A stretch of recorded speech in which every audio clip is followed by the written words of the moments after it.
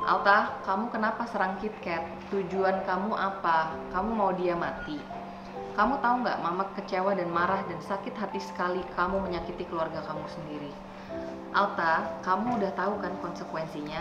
Ini batas kamu yang terakhir kali dan ini sudah habis. Jadi, Mama tidak bisa lagi hidup sama kamu. Kamu siap kehilangan saya sebagai mama kamu? Kalau kamu dikasih kesempatan lagi tapi bukan sama Mama, apa kamu mau jadi anjing yang baik dan sama sekali tidak boleh galak? Maafin aku ya, Ma, aku nggak bermaksud menyakiti atau membunuh KitKat. Tapi saat itu aku seperti kalap, nggak bisa berpikir jernih. Maaf, Ma, aku belum siap pisah dari Mama. Tapi aku juga nggak tahu bagaimana menghandle emosi yang meletup-letup nggak jelas dan memuncak saat aku merasa sendiri. Tapi kalau memang sudah jalanku berpisah dengan Mama, ya aku terima konsekuensinya. Dan aku harap Mama masih tetap sayang aku dimanapun aku nanti berada. Halo semuanya, di episode kali ini di YouTube channel Super Triposem, aku akan update dari tragedi yang terjadi di hari pertama tahun baru 2024. Ini kejadian yang sangat-sangat cobaan buat kita. Berat banget ya aku untuk cerita, cuman aku coba untuk cerita biar semuanya jelas, biar bagaimanapun men-share kehidupan anabul-anabul lucuku ini, keluarga aku, anak-anakku, dan kalau ada kejadian seperti ini sudah sewajarnya aku menceritakan apa yang terjadi. Jadi pada 31 Desember itu aku acara tahun baru, aku nginep, nggak pulang ke rumah. Tanggal 1 Januarinya aku bangun pagi, jam 8, nggak tahu kenapa, aku tuh kayak feeling pengen pulang cepet. Akhirnya aku pulang, jam 11 kurang aku sampai. Jadi anak-anak itu dijaga oleh 2 staf aku, Desi dan Farni. Nah, pas aku pulang, Desi sudah pulang, ada Farni. Aku datang buka pintu, "Hai, Happy New Year." Biasanya mereka dengan gembira tuh nyambut aku. Aku lihat KitKat kok aneh. Ya, terus Gili juga kayaknya perilakunya agak aneh gitu. Ada yang aneh lah, kalau kita itu bonding banget sama anabul-anabul, itu pasti kita ngerasa. Alta itu sudah pasti dia di kandang kan. Jadi nanti aku cerita, banyak juga yang tanya, kenapa sih Mah masih digabung? Sabar, aku akan ceritain semuanya di sini ya. Oke, jadi balik lagi pas aku lihat KitKat kok ada yang aneh. Akhirnya aku perhatiin, aku panggil, dia takut, dia ngumpet di kamar mandi. Terus aku sampai panggil, terus sampai, "Kitty sini sayang, Kitty kenapa?" Aku lihat dia kupingnya udah ke belakang, ngos-ngosan. Ada yang aneh gitu loh, karena aku tahu banget gitu anakku kan dia kotor, badannya tuh agak-agak kotor basah gitu. Terus, "Kitty kenapa sayang?" Terus aku pegang-pegang badannya, dia kayak nggak sakit tapi bener-bener kayak off banget deh. Aku tanya sama Farni, "Ada apa?" Farni bilang, "Tengkar Bu sama Alta." Tengkar?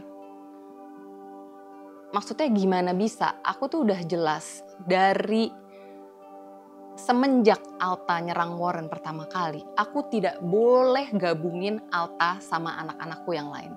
Tidak boleh kalau tidak ada aku. Kalau aku pergi lama, keluar kota beberapa hari, atau beberapa hari lah, lebih dari 3 hari, itu pasti aku titipin Alta ke Dog Hotel.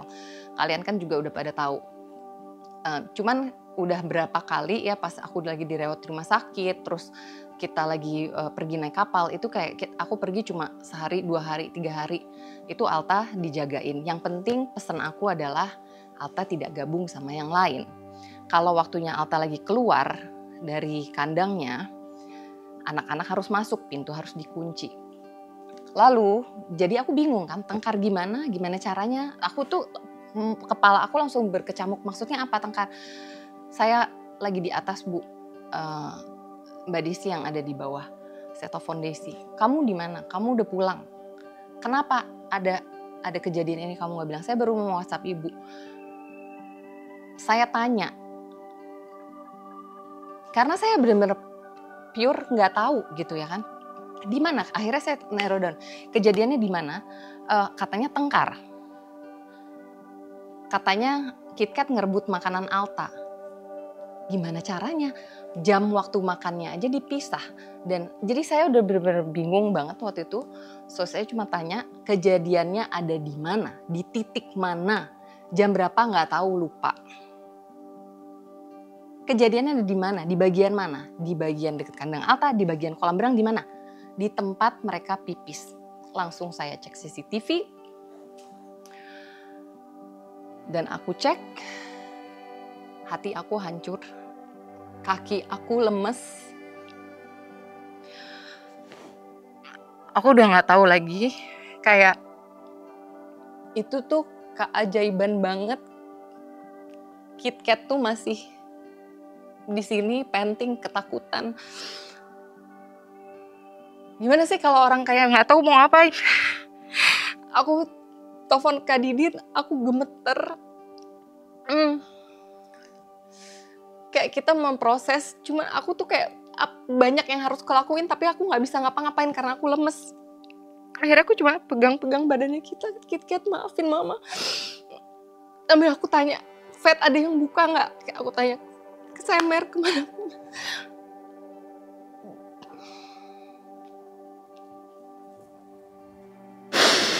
Itu nightmare banget aku ngeliatnya. Selama 1,5 menit.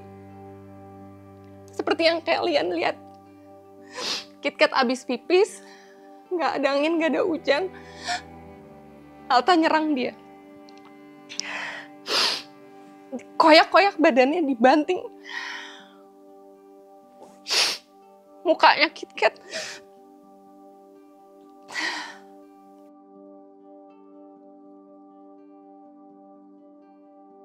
Alta, ini harusnya pintu tuh dikunci.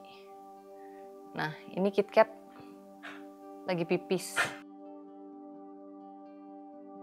Nih Alta nih, lagi di area kolam.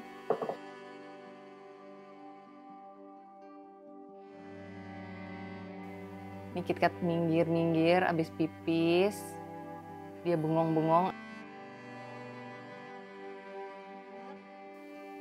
Attack-nya ya. Anjing aku juga suka berantem, trooper gitu ya. Tapi ini attack to kill.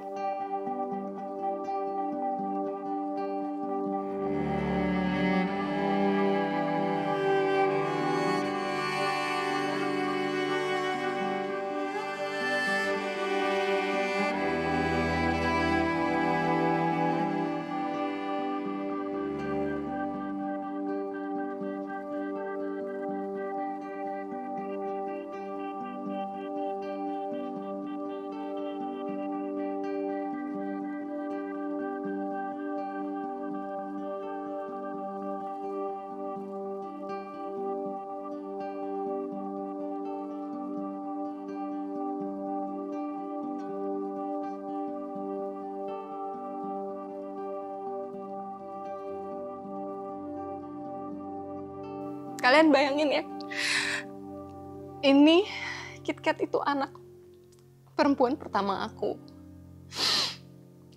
Anjing-anjing ini adalah anak-anak aku. Kalian bayangin,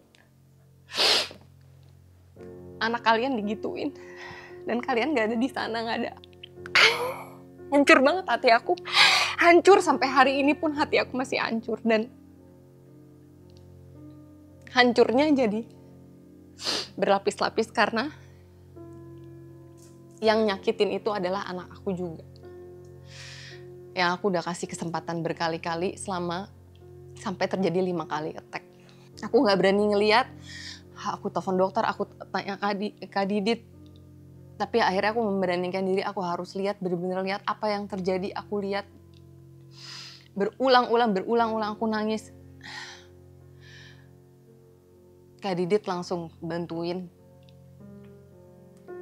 KitKat kita uncomin, dokter desak yang biasa aku puntur dan segala macem. Di Sanur dia datang, kliniknya jauh di Sanur, but that's one of the best vet di Bali. Akhirnya dia bersedia untuk datang ke rumah, langsung di uncomin KitKat. Kita kasih fotonya ke Uncom, foto KitKat yang sekarang, lalu Uncomnya bilang KitKat shock. Dia nggak tahu ada apa yang salah dengan dia. Dia habis pipis tiba-tiba diserang. Dan memang baiknya KitKat ini, dia sampai bilang Mami Dita jangan khawatir. Jangan terlalu marah besar ke Alta, marahin boleh tapi gak usah marah banget. Memang aku yang diserang. Daripada dia serang trooper nanti malah jadi tambah runyam. Bayangin gak, baik banget itu anak. Aku udah gak, marahku tuh karena aku juga gak lagi di situ. Marah aku tuh ke Alta kayak udah habis, kayak udah gak ada yang perlu diinin. Aku cuma bilang sama Alta, you pass your limit. That's it. Aku waktu itu jujur, aku marah, benci. Dan marah. Dan aku gak tahu gitu, aku benci dengan diri aku sendiri juga. Aku ngerasa aku kayak apa ya, kayak gagal dan lain-lain. Pokoknya itu mix of the worst feeling a mom can have. Jadi aku cuma mencoba berpikir jernih. Yang penting sekarang KitKat. Aku nggak tahu dia kayak gimana. Sampai akhirnya dokter datang. Maksudnya aku mencoba meraba dan apa dia memang tidak sakit. Tapi aku lihat dia sangat terganggu, terguncang gitu. Terus dari dok hotel Marcel Bambu, biasa aku taruh Alta di situ. Kata Marcel, Altanya di kita aja dulu. Ibu tenang dulu ya. Oke. Jadi udah KitKat dibawa ke vet, Alta dibawa ke dok hotel. Aku semalaman gak bisa tidur. Menurut keterangan dokter, KitKat sangat shock dan pendarahan dalam.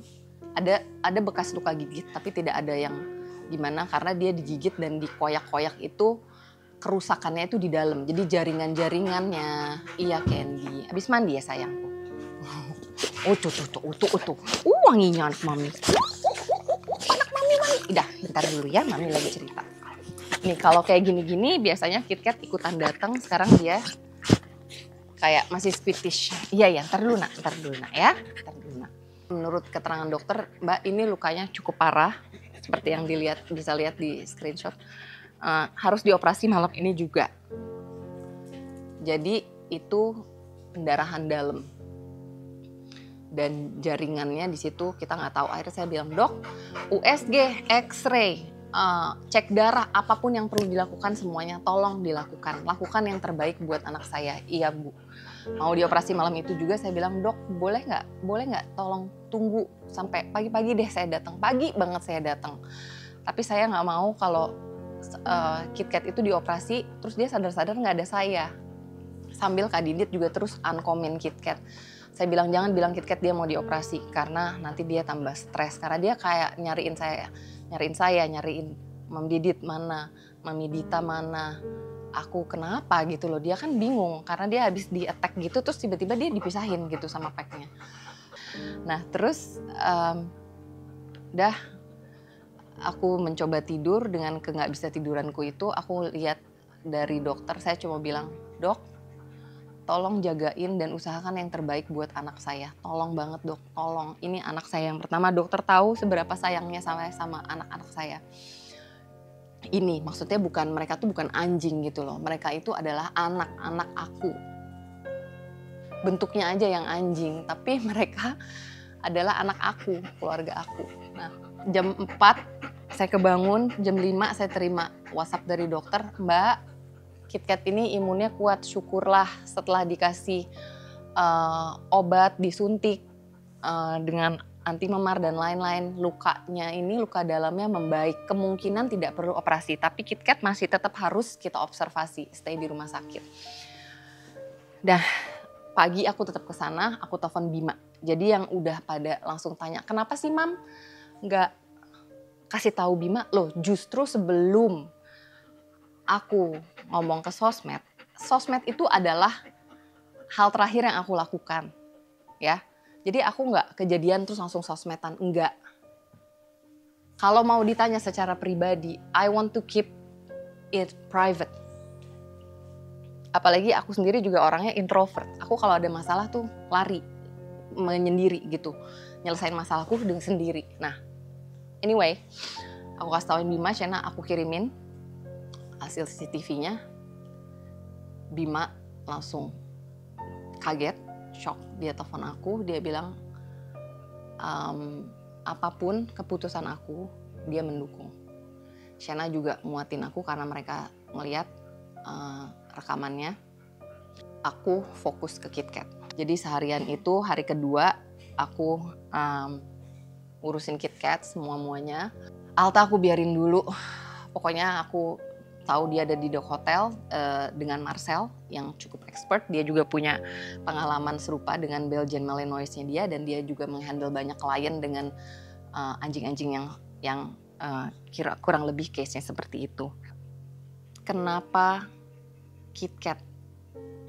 Oke, jadi kenapa sih si Alta itu attack? Aku udah tanya expert ya, maksudnya kita ngeliatin videonya, aku ngeliatin dari pertama Alta attack Warren, historinya seperti apa. Dan Alta itu anjing yang sangat obedience, dia itu sangat obedience ke aku. Dia good girl ke aku. Jadi pas di uncomin, aku udah berapa kali uncom, Alta memang rasa memilikinya besar dan dia cuma mau aku sama dia. Kenapa KitKat? Karena KitKat adalah yang paling lemah. Karena dia paling baik. Dia paling, ya nggak, kita juga, ya karena ini KitKat kejadiannya 2 kali. Yang pertama itu, Alta itu serang dia dan dia dijahit. Oke, serangan Alta yang at least, actually sebenarnya lebih dari 5 kali. Cuman yang kejadian bener-bener yang parah itu 5 kali. Yang sampai luka, yang sampai kita harus ke dokter. Pertama Warren, ya dijahit kupingnya kan. Terus yang setelah Warren itu KitKat. Lalu Candy di Dok Hotel. Sampai akhirnya Candy nggak aku kasih di Dok Hotel lagi. Abis itu Trooper. Abis dia Alta kita bawa jalan-jalan ulang tahun, besokannya dia ngetek Trooper. Nah yang terakhir ini KitKat. Sebelum-sebelumnya dia juga hampir ngetak Gumi, Grace, semuanya kena kecuali Gili. Oh, Tiger juga kena di Dok Hotel juga. Yang aku pikirkan adalah keselamatan KitKat. Gimana caranya biar dia cepat sembuh, pulang, dan selanjutnya trauma. Kalau trauma psikis itu kan pasti take time ya, mau orang apapun pasti luka psikis itu lebih take time. Sampai sekarang pun dia sangat berbeda, anjing yang berbeda. Mudah-mudahan dia nggak akan jadi malah defensif terus dia jadi agresif kan yang lain. I don't think so. Karena aku tahu banget KitKat, dia itu anjing yang sangat manis, yang hatinya tuh baik banget gitu loh. Udah deh, the worst feeling of a mom yang ngelihat kayak, aduh, traumatizing ya, traumatizing. Ini benar-benar pengalaman yang sangat-sangat bikin kita trauma. Nah, ya langkah saya buat KitKat, yang jelas kita fokus ke kesembuhannya dia dan kita berharap slowly kita akan gain kembali confidence-nya dia dan pelan-pelan kita bikin dia nggak trauma gitu.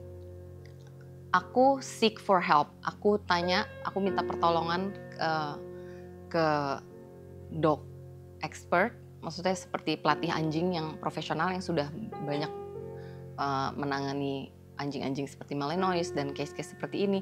Aku tanya ke rescuer yang specifically untuk merescue pitbull dan anjing-anjing lainnya, case-nya seperti apa. Aku ngomong ke dokter, aku ngomong ke Ankom juga. Aku mencoba untuk cari jalan yang terbaik buat pack aku. Kalau ditanya aku pengennya apa, of course aku mau kita tetap bareng-bareng. But unfortunately, that's not the option. Jadi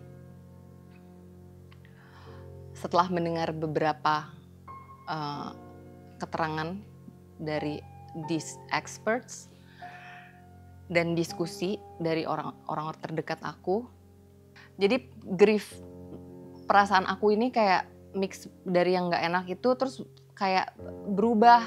Sebentar aku marah, kesel sama Alta, ya kan. Terus aku kayak nyalahin diri sendiri gitu. Terus menyesali kenapa aku gini-gini. Akhirnya aku mencoba kita nggak boleh gegabah, kita harus seek help. Ini tragedi, ini musibah, nggak ada yang mau, ya. Jadi ini hari ke-4 ya, 6. Iya, hari ke-4 atau ke-5.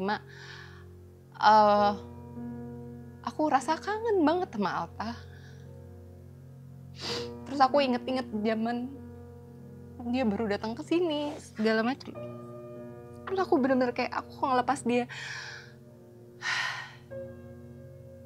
Tapi ini udah ke-5 kalinya dia tag yang sampai begitu, dan ada seorang expert bilang, kenapa sih Mbak ini mesti tunggu 5 kali? Harusnya kan udah kejadian begitu udah dong, jangan. Aku tahu, makanya aku sekarang nggak mau gegabah, aku nggak mau egois, aku harus memikirkan anak-anakku yang lain. Oke?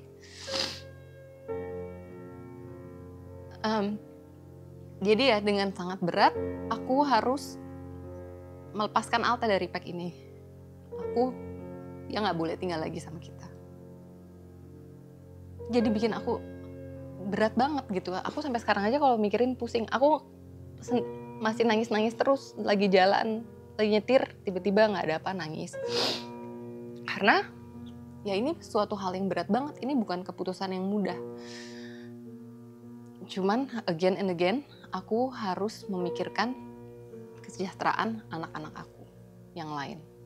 Dan dia juga pasti. Tapi kalaupun dia sama aku, kenapa Mam gak dipisah? Kenapa sih Mami harus give up? Kenapa Mami gak bisa pisah? Loh, selama ini dia itu sudah kita pisah. Dia sudah aku pisah. Kalau aku lagi pergi keluar kota, dia gak di hotel. Kalaupun di rumah, biasa-biasanya kalau gak ada aku, dia benar-benar strictly gak boleh campur sama yang lain.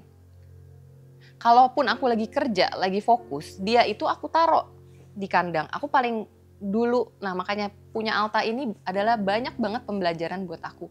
Dulu aku anti yang namanya kandangin anjing. Tapi if you have no choice, demi keamanan, kesejahteraan, karena kan ini pack yang banyak gitu anggotanya, ya aku harus. Jadi kalau aku lagi mandi, aku lagi kerja, lagi nggak perhatiin, nggak fokus ke mereka, aku pasti amanin Alta gitu loh. Aku pasti amanin anak-anak yang lain biar nggak campur. Itulah jadinya makanya aku memutuskan setelah mendengar bantuan dari expert-expert ini, kita harus melepas Alta. Aku itu volunteer di animal shelter di LA 1,5 tahun. Case seperti Alta ini kalau sudah membahayakan nyawa anjing lain, karena kita lihat attack-nya dia itu bukan snap attack anjing yang biasa terus selesai. Dia itu attempt to kill, dia mencoba untuk membunuh. Dia attack to kill. Aku dan ini bukan aku ngarang-ngarang ya. Aku membaca situasi seperti itu. Dia attack to kill dan itu dikonfirm oleh yang lain-lain, termasuk Bima pun bilang dia ini attack to kill gitu. Nah kalau di LA di kejadian seperti ini anjing itu harus di euthanize, harus diputus slip anjing seperti itu karena membahayakan lingkungan. Nah that's definitely I don't want to do that. Jadi aku coba sebisa mungkin cari opsi Alta bisa nggak jadi working dog, entah itu sniffing dog atau apa, canine. Jadi hidupnya dia juga punya purpose. Kalaupun ada orang yang I'm willing to take her, aku harus kasih tahu ke dia the consequences seperti ini dan strictly tidak boleh ada anjing lain selain Alta. Jadi dia benar-benar harus one man dog. Dan orang ini harus tahu kondisinya seperti apa, historinya seperti apa. Berat banget. Salah satu keputusan terberat aku selama ini untuk dalam menjadi dog mom. Sangat berat. Kalau ditanya mau atau enggak mau. Tapi this is for the best. Hikmah, of course, aku ini pembelajaran yang sangat berat buat aku. Tapi ini pembelajaran. If only, ya, kalau kita ada kejadian seperti ini kan kita akan seandainya. Waktu itu aku tahu, aku nggak berpikiran cuman, aku ngerti anjing kok, aku bisa handle anjing. You know, aku nggak mikirin anak-anak ini. Corgi itu anjing kecil yang dia tuh anjing gembala, dia punya karakter.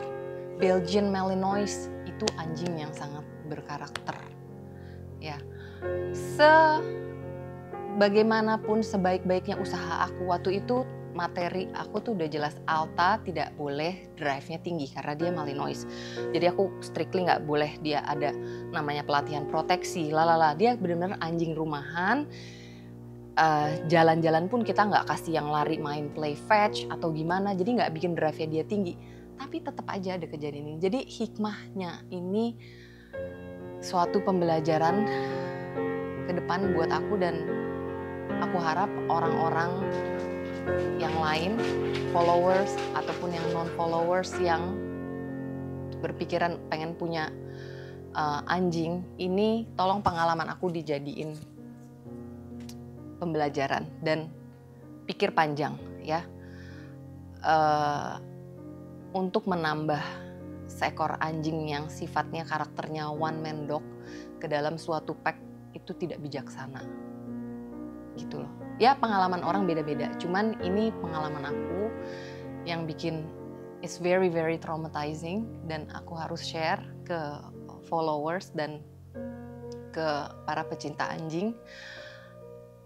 We're human, we're not perfect, we made mistakes, but kita harus cari solusi. Dan I'm 100% responsible. Jadi jangan ada yang bilang balikin aja Kak Bima. Bima tawarin aku Alta, 100% keputusan aku. Jujur orang-orang terdekat aku nggak setuju. Janganlah Dit, masa mau nambah Belgian sih ke pack gini-gini. Aku tidak dengerin orang-orang terdekat aku tersebut. Aku yang terima, aku yang excited.